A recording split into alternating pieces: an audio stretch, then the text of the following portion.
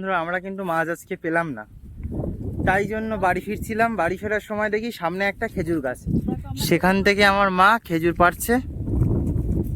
দেখতেই পাচ্ছে সবাই, ডুবডাব করে খেজুর পড়ছে, ডুবডাব করে খেজুর পড়ছে। এই যে তলায় খেজুর পড়ে যাচ্ছে, এই খেজুরগুলো এবার কুড়াবো, কুড়িয়ে আমি আর মা কিন্তু খাবো। ঠিক আছে, সব পেরোনো আবার পরে পারা যাবে।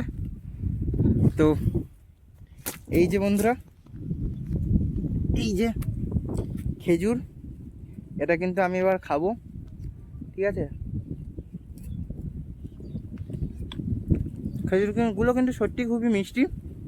আর মা কিন্তু খেজুর কোড়াতে নেমে গিয়েছে।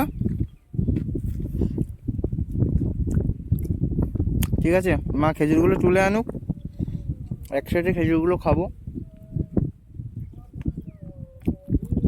আর সত্যি কিন্তু এই গ্রাম বাংলায় এই সমস্ত খেজুর গাছ, তারপর কুল গাছ, এই সমস্ত কিছু থাকে।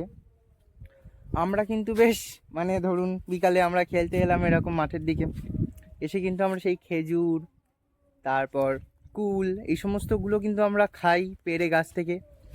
আর কেউ কিছু বলেও না এই দিককার মানুষজন, বুঝলেন।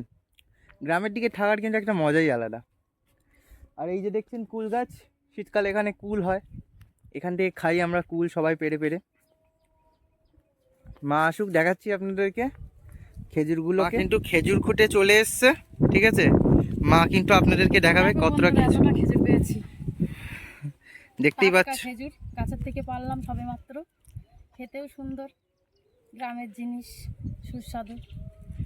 কিন্তু খেজুরটাও পেরে নিলাম। এইবার কিন্তু আমরা বাড়ির দিকে যাব, বাড়ি গিয়ে স্নান করব। দেখতেই পাচ্ছ কি অবস্থা হয়েছে আমার রোডে ঘুরে।